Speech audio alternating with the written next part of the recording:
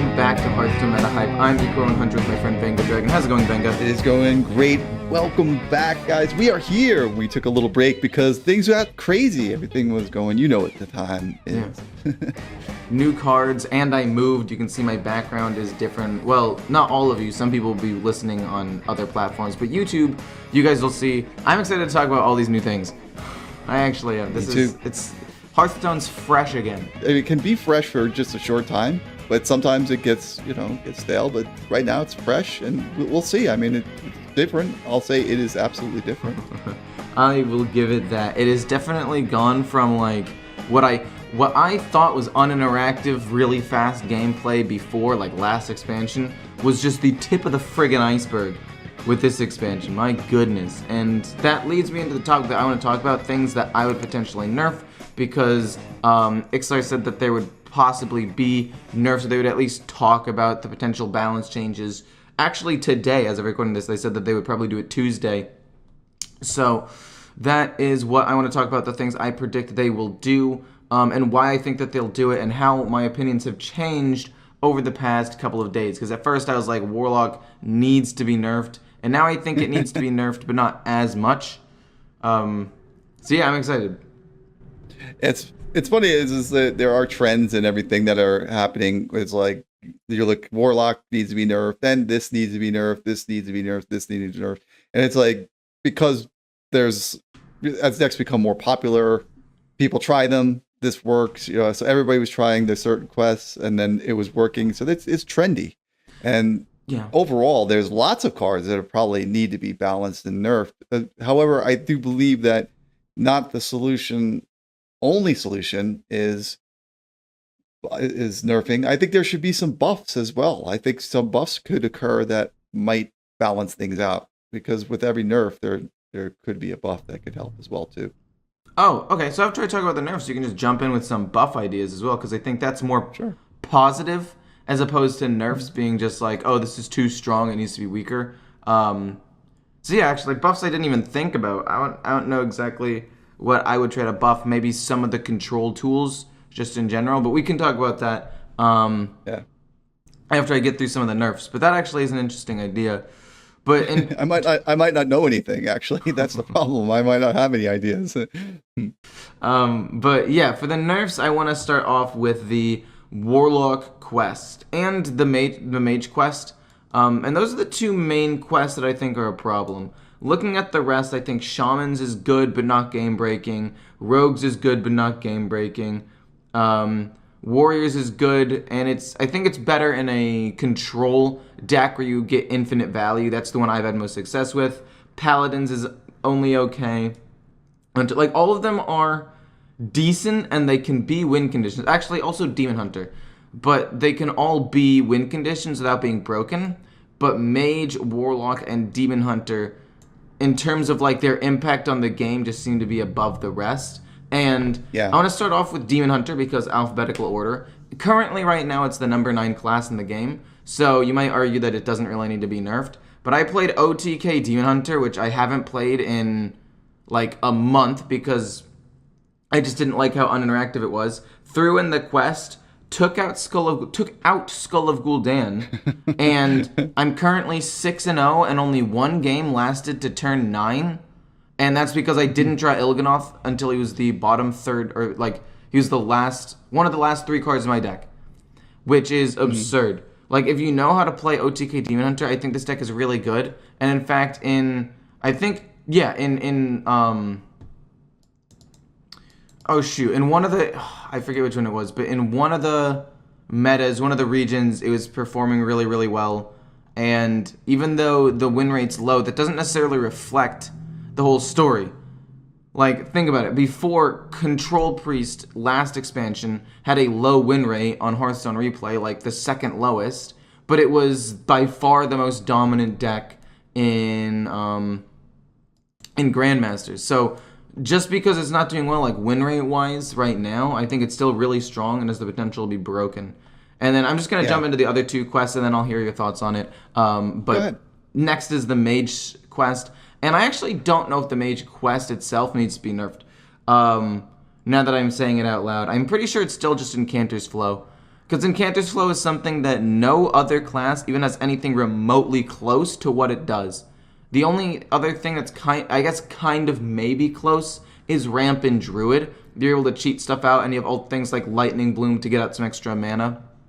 But with Incanter's Flow, rather than the quest, it makes finishing the quest a lot easier because all of your things cost less, your draw costs less, and you can do more in any given turn. But it also just makes late game comboing with maybe like Cram Session after you finish your quest significantly stronger. And if you play it turn 2, it's like 2 mana to gain 24 mana. And I guess you could say, oh, you'll probably only draw like 15 cards, but still 2 mana to gain 15 cards and play cards 1 turn earlier than they should be played, like Refreshing Springwater, is really high impact. And then the last thing is Warlock, the Warlock quest. And I have mixed feelings about this because I think the Warlock quest is extremely broken, but I think that the meta is also so fast that it might not be that powerful. At least in Standard. In Wild, it's still broken. I've seen the pictures on Twitter winning games on turn 3. It's broken. But in Standard, I think it's kind of weird because it loses to Paladin and Burn Shaman and Hunter, and those are the top 3 decks in the game right now. But I think it does well against most other things, except for also Shadow Priest. So I have mixed feelings, but I definitely still think it needs to be nerfed. And once the decks get optimized and people learn how to optimally play against aggro decks, it'll be a problem again. And we saw how powerful it can be in the first 2 days of the expansion. And, after other nerfs come out, because hopefully they just nerf the aggro of Shaman, Hunter, Paladin, because games end so fast, and even Shadow Priest. Once those get balanced a little bit, then Warlock will probably rise up again. And I want this to be nerfed like proactively rather than retrospectively later on. Okay, That's my rant. What are your thoughts on everything I just said? Well, I got a couple of things, and the first thing we'll go back to Mage, and I look at the meta from the standpoint is I try to look at it from the developer standpoint rather than the player standpoint. That's a good. Occasionally, I try to put myself in their shoes, and I think that they don't play the game as much as we do. Right? We play the game 24/7. The audience and everything. We play the game 24/7, 365 every day. So it's pretty much a different outlook for them. But so what I'm saying is they look at the statistics, and if you look at like in United and Stormwind, if you see the cards that are in the Mage, you have like Ignite and which is in every single Mage. It has to be. And also Incanter's Flow and Refreshing Springwater and just a lot of the different Mage cards. They're just in every deck because they have to be. The win rates on them versus the played amount is super high, right? It's 99.8% of people play Incanter's Flow or something like that, and the win rate is like 60% or whatever. Same with Ignite. It's like that. So there's a lot of cards that are in Mage. So I think going on that, I think that they're going to nerf the quest. I think that will be the first move that they will make, is make the constraints of the quest a little bit more difficult or something. Possibly change the like Ignite and First Flames mana, because you do get the mana cheats and stuff. So I think that that's the first 2 things that they're going to look at. The Incanter's Flow and also Refreshing Springwater have been a problem in Mage for quite a while. So they will be addressed, but I think that they have to address these other ones first. I just think that if they haven't done that before, though, it's going to take them longer to get to those. That's my thoughts on Mage. What do you think about that? Basically, I agree with everything except Refreshing Springwater. I think Refreshing Springwater being 5 mana and needing Incanter's Flow to be played first for it to like really be strong. I think the Refreshing Springwater to 5 mana was actually a pretty good nerf in the end. Yeah. I agree. Other than that, I think the other things that you said are pretty accurate. Yeah. Yeah, and so it's really interesting that they did the quest for the Mage. It just seems so easy to complete. I will say that right? It does, right? I was It gonna seems say that's easy, right? interesting because most people at the beginning said it would be hard because there weren't any good frost Yeah, spells. yeah. I And was then like, day 2, it's the most played deck in the game. After yeah. one day, people realized. I said like that's exactly what I said in the card reviews that I did on my channel. Was as I said when I did the quest, I'm like, let's see, the jury's still out whether or not people will be able to pull off all three each, whatever, and will it work?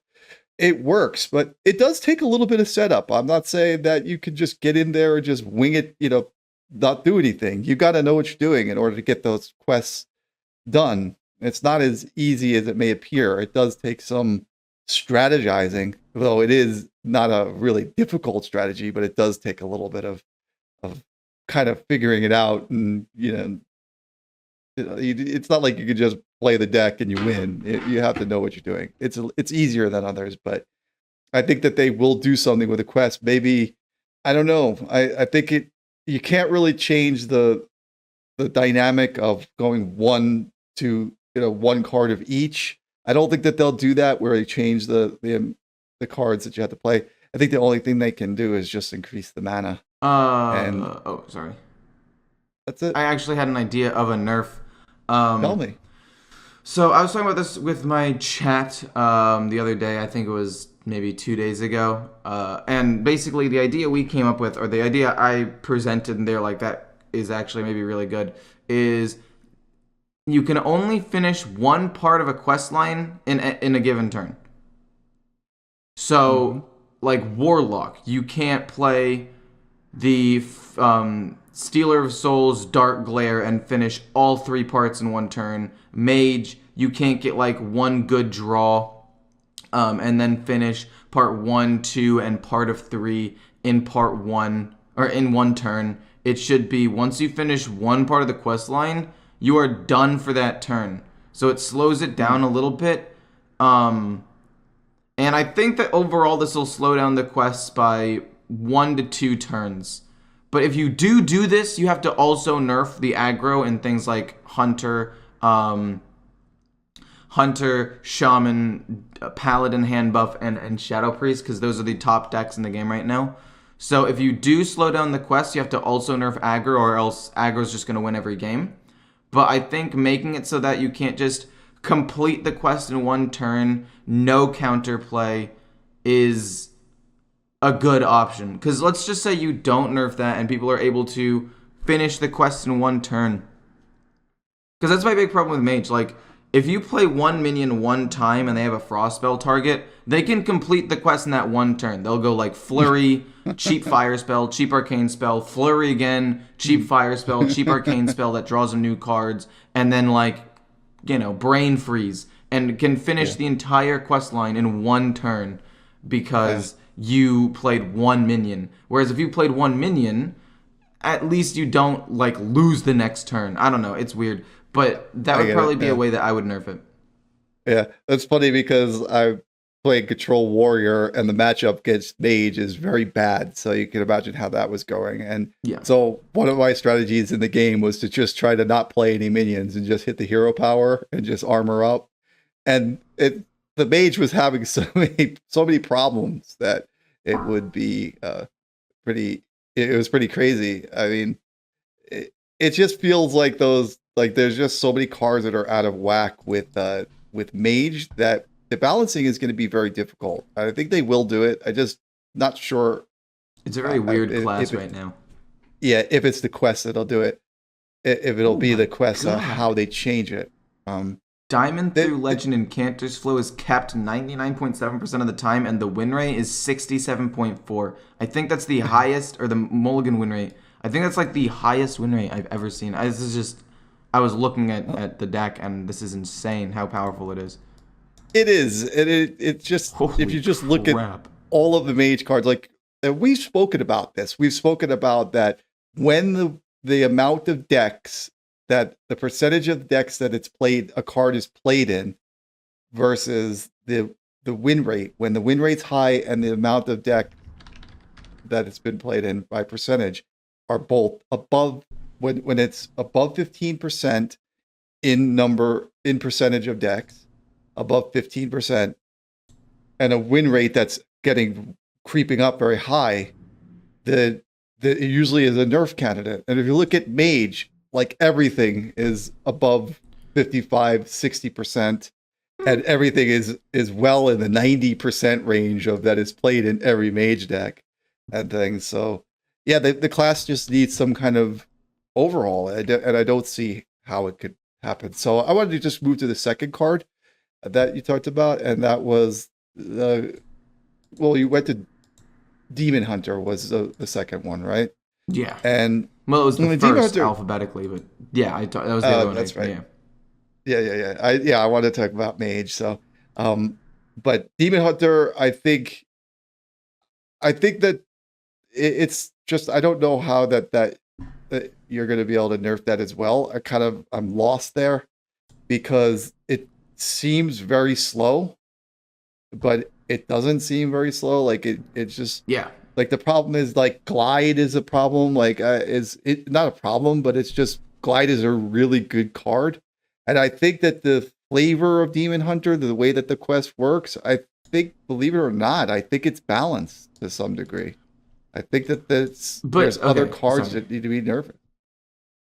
But like for the quest, you literally don't even have to finish this quest. It just, the amount of mana cheat that you get from it a lot of the time is a lot. Like, that's what I'm saying. Yeah, it's just like the quest itself is balanced, but I think to nerf this, so long. The first quest reward should be something different.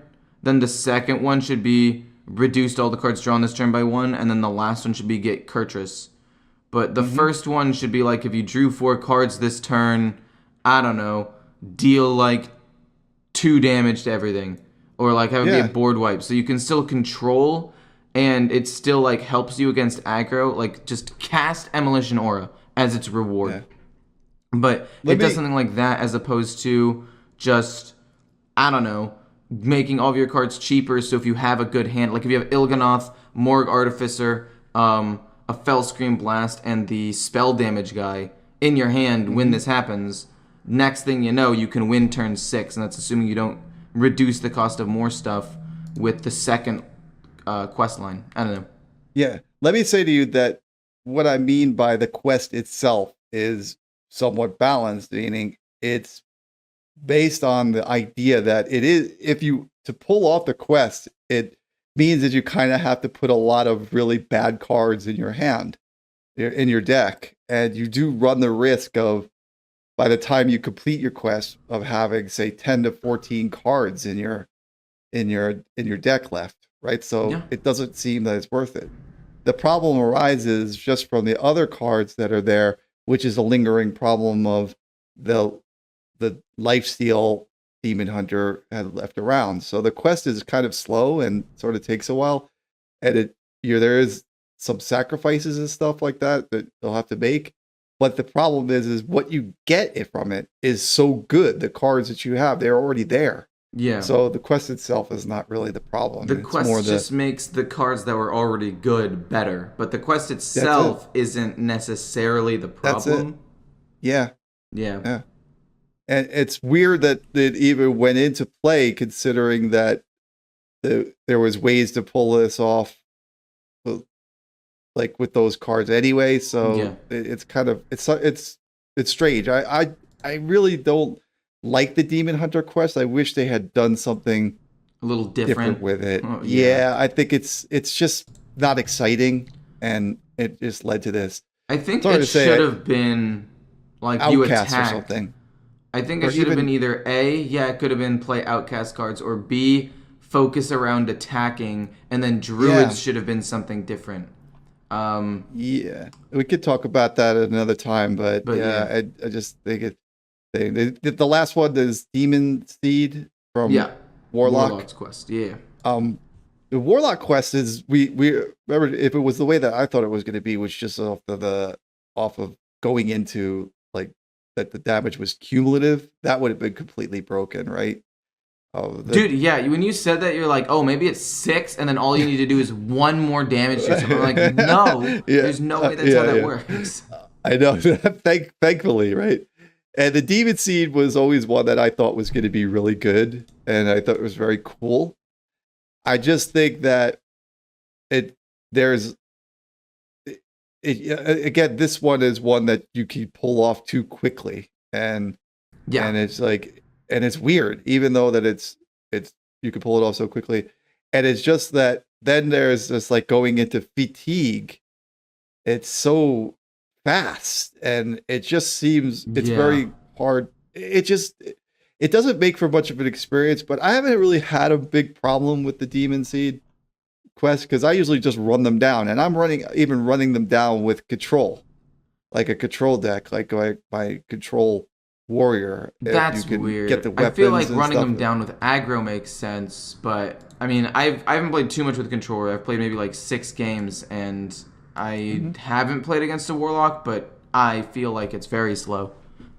Yeah, well, the control Warlock I'm talking about is control pirate with completed the quest. No, yeah, that's the same one I do. But you have to get to the Juggernaut to get infinite value, and by the time you're doing that, you get bursted down by a Warlock.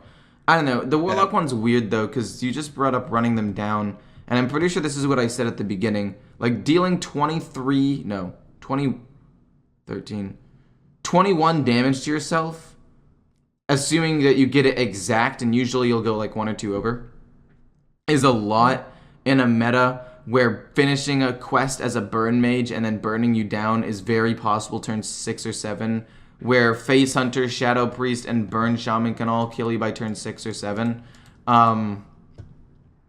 So yeah, I think that you can complete Warlock maybe a little too fast. Like, I've completed the quest turn 4 before, and then played the Tamsin, and then won turn 5 or 6 sometimes. Like, yes, it can be extremely broken, but if you think about it, you also leave yourself to be very, very vulnerable to aggro and burn decks because you do so much damage to yourself. So I don't know. Like I said, I have mixed feelings about this because if this meta stays the exact same and aggro stays this strong, I actually think that this might not need a nerf, at least not for standard. Wild is a whole other beast, though. I don't think in standard, I don't think that the Demon Seed is going to need a nerf. The reason why is just because how many times have you beaten your opponent where they're looking at close to lethal, right? And like in other words, you're looking at like you're maybe 1 or 2 turns or 3 turns away from lethal, and your opponent is just hell bent on completing their quest because it's really their only win condition. They have to get it done, and the way that the deck is designed is they have to self-immolate, so they're doing damage, burning themselves and hurting themselves, and it's only just helping you just knock them down and rush them down. So it's like either you complete the quest or you don't, and that's the thing. It's a lot like like Druid decks, where if you get the mana ramp, you do really well. If you don't get the mana ramp, you don't do so well. So I think that the Demon Seed is going to be something in standard that'll probably be left alone. One last thing I wanted to say before we move on to the next segment for this, because these are the main 3 things I wanted to talk about. Also, just aggro in general, just as a whole, needs to be nerfed. It's way too fast, and they're the top rated decks in the game again. But the last thing, at least for this class, is Flesh Giant. I think Flesh Giant should actually be the card that should be targeted to be nerfed. Because the highest win rate version of this deck is Zoo Quest Warlock, where you basically cheese out Flesh Giant turn 3, 4, or maybe, if you're unlucky, turn 5. Because the Demon Seed does 3 damage to the enemy, but then it heals you. You're dealing damage to yourself every turn. And it's very easy to get Flesh Giant out on turn 4, sometimes for free.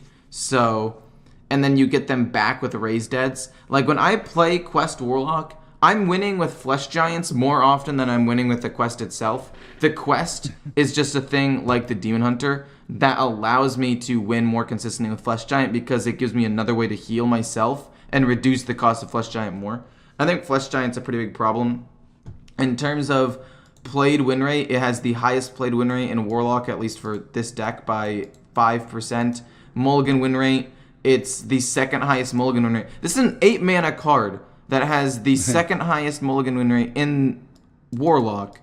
and it's kept 40% of the time, so it's not super unlikely to be kept, and it's only 0.1% behind the number 1, which is Bloodbound Imp, which is a 2/5 for 2 that deals damage to your hero whenever it attacks, which just accelerates your Flesh Giant. Like, it's so broken.